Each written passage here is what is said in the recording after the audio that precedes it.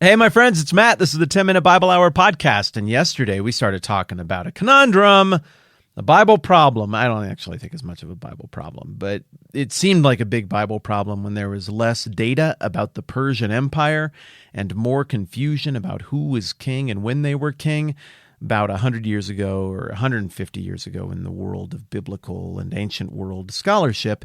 And because of that confusion, what has trickled down to us is a suggestion that's been passed down from book to book to book without really taking into consideration the new data, that maybe there's a timeline problem with Ezra and Nehemiah, wherein we got an overlap. We got two different revivals, one at the end of Ezra, one at the end of Nehemiah, that are presented as being separate, but some of the critics of the Bible were looking at this 100 years ago, 150 years ago, and they were like, no, there's confusion.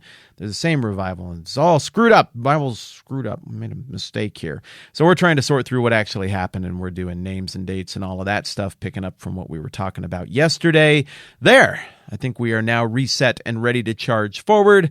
I'm going to ask my friend Jeffrey to play some music, and we'll get into this.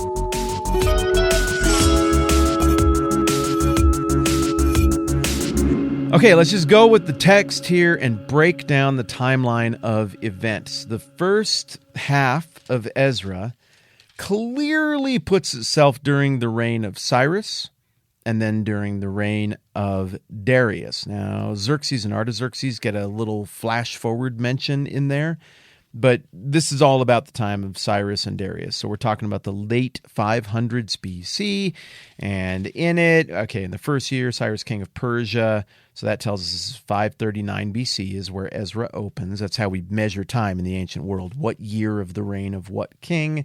And this is all the business about, go and rebuild the temple. So then in Ezra chapter 3, still early on in the reign of Cyrus, Zerubbabel and people, they go back and they're starting to offer sacrifices again. And then in chapter 4 of Ezra, the timeline starts to move forward a little bit, and we reach forward into the age of Darius as we get into chapter 5. And then into chapter 6, Darius is like, all right, we got to finish up that project. That's definitely a thing we want to do. And then it looks like it gets wrapped up in 515-ish BC. Some people put that in 518 BC, but we're real close either way. And then at the end of chapter 6, that whole era of Ezra is done, and we fast forward way forward. How do I know that? Because Ezra chapter 7 says this: after these things, during the reign of Artaxerxes, king of Persia. Oh, okay. So that clue at the beginning of Ezra chapter 7 tells us we just jumped forward 2 kings. We went all the way through the rest of the reign of Darius. We're now all the way past the reign of Xerxes, Darius's son, and we're now into the reign of Artaxerxes, Darius's grandson. Now look, I know this can start to feel overwhelming because the dates count the wrong way in the BC times, and we don't feel the eras of these kings the way we feel eras of leaders in our country. In my country, people can feel the difference between the Reagan era and the Clinton era and the Obama era and the Biden era. You can tell there's all kinds of markers and mental cues to keep you oriented to time. And if somebody brought up something that was from the Kennedy era in my country, but it actually corresponded to the Biden era, it would just be a laughable mistake, because it's common knowledge. Everybody knows and feels this bit of history. You don't know the timeline of the presidents. You feel the timeline of the presidents. We don't feel the timeline of Cyrus, Darius, Xerxes, Artaxerxes. We got to focus and think hard about it. And we're talking about a span of time here between these presidencies, if you will, that would be the equivalent of like the Coolidge era all the way to the Biden era. Does anybody even know anything about the Coolidge era? I know that guy didn't do much. He didn't say much, and he's my favorite president because he didn't do anything, which I think is rad. Seriously, you become president of everything, and you're like, you know what I'm going to do with my power? Nothing. It's bold leadership right there. I like that, Calvin Coolidge. So in Ezra chapter 7, there's a huge jump in time that the original audience would feel that you and I don't feel. Everything so far is checking out perfectly, by the way, with what we now know about the timeline of Persian history. Well, starting in Ezra 7, Artaxerxes is letting Ezra, as a priest and a teacher, go back and rebuild the people of Jerusalem, teaching them their law. And so in chapter 8, Ezra goes on a big, long journey. And then in Ezra 9, Ezra gets there and he realizes the people are really screwed up. This is super bad. And in Ezra 9, he is sad about things. In Ezra 10, the people see it and they're like, what should we do? And in Ezra 10, Ezra's like, we should stop being idiots is what we should do, and we should worship God. And also, y'all, you can't just intermarry like that anymore. It isn't going to work. We're different people. Things are different for us around here. And everybody's like, our bad, let's fix that. That's the book of Ezra. So how do we know when the Ezra stuff happened? Well, it's smoke and gun, spelled out right here in Ezra 7:7.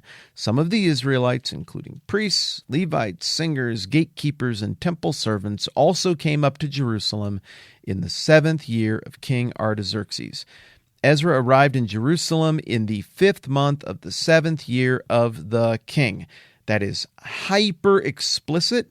And since we know that Xerxes died in 465 and Artaxerxes became king right after that, we know that this must put us in the summer of 458 BC. Again, we got to be charitable to the people who were criticizing this timeline in the 1800s because their data was wrong. They had a couple of the names of these Persian kings flip-flopped and screwed up, and they were working off of inaccurate data and trying to reconcile Ezra to inaccurate chronologies when they were working on this in the 1800s. So then from Ezra chapter 7 to the end of the book of Ezra, there is no discernible time jump. It never happens. There's never like many years passed, and then people started to do things differently.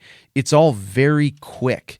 In fact, here's one time transitional passage in Ezra 10. Within the 3 days, all the men of Judah and Benjamin, and we get stuff like that throughout it, indicating that this is all happening really at pretty breakneck speed, that the reforms of Ezra are occurring. So presumably all of that is happening in basically 458 BC. Then there is a huge time jump from the end of Ezra to the beginning of Nehemiah, even though it's telling the same story with mostly the same characters. So Nehemiah 1 opens with Nehemiah getting word about what's gone wrong in Jerusalem, and Nehemiah 2 gives us our next date check-in. Here we go. In the month of Nisan, in the 20th year of King Artaxerxes. Whoa, wait a minute. In the month of Nisan, in the 20th year of King Artaxerxes, when wine was brought for him, I took the wine and gave it to the king. Well, now, based on the clearly and well-established timeline of the reign of King Artaxerxes, we know that we are in the spring of 444 BC, when Nehemiah is about to go into the throne room and try to get permission to go and rebuild the walls. We then get a crystal clear timeline of Nehemiah's journey, Nehemiah getting after the walls, defending Jerusalem against the people who would want to hurt him, and then pulling people together at the dedication of the walls through chapter 6 and chapter 7, and then into chapter 8, we're into September of 444 BC with a clear timeline, and everybody's getting together spontaneously by the water gate saying, read to us from the book of the law. And Ezra is there. Well, look, in the same way that if I said people got together in New York at a farm and there was a great big rock festival and everybody got covered in mud and made out with each other and they did drugs and the music was real loud and people didn't really know what to do with it, but everybody knew it was kind of a societal moment. Well, I could be talking about two things. I could be talking about the first Woodstock, this is from the Summer of Love in the 60s, or I could be talking about the ill-fated MTV-sponsored Woodstock 99 that did not go well. They happened in the same place. There was mud. People made out a lot. There's nudity and drugs and things like that at both of them, but they mean something very different. And I suppose if enough historical records got lost, people could look at that and be like, oh, okay, well, these are descriptions of just two different aspects of the same music festival, the same summer, written from two different perspectives to make two different points. When in fact the reality is that would be a false assessment of a description of the original Woodstock and Woodstock 99, and it would really only take a little more historical data to come to light for people to then say, oh, no, our bad. These were two events that were similar, but were separated by really quite a bit of time. But then when that data came to light, and people knew it was separated by 30 years, they might still say, oh, okay, these are separate events, but they are part of the same cultural movement, free love, rock music, drugs, youth culture, all of that stuff that dominated Western culture from the 1960s till whenever things change and they end. That is exactly what we see happening here with how people have treated these two passages. Clearly, the latter part of the book of Ezra is dealing with the events of 458 BC and the beginnings of a religious revival and a cultural movement, an overhaul that, yes, flared up spontaneously late in the book of Ezra, but would take decades to fully carry out and implement and integrate into society. Also clearly, 14 years then pass as we get into the second half of Nehemiah, and what was started in the book of Ezra is still going on. This cultural movement is occurring. It's ebbed and flowed in its popularity and intensity during that time, but building the wall seems to have triggered people. It solidified something, and now what might have been slightly waning momentum from the original revivals of 458 BC has gained now more momentum than ever in the fall of 444 BC, 14 years later. And no doubt there's some nostalgia for the people who were there for the first event, who were like, this is great, this is what needed to happen, it's finally going on. And no doubt there would have been people who were too young to remember the first event, who were swept up in this thing that really amounts to basically a 15-year revival that is going to reframe the entire trajectory of how the descendants of Abraham think of themselves, think of their neighbors, and do things culturally. This shift that is occurring through Ezra and Nehemiah is not one event that got confused by the author of Ezra and Nehemiah and it was just described from two different angles. These are two singular, separate hotspots, punctuation moments in a much larger religious revival and cultural revival that is going to completely change the landscape of a people group that has existed into almost time immemorial, according to the rest of the Bible.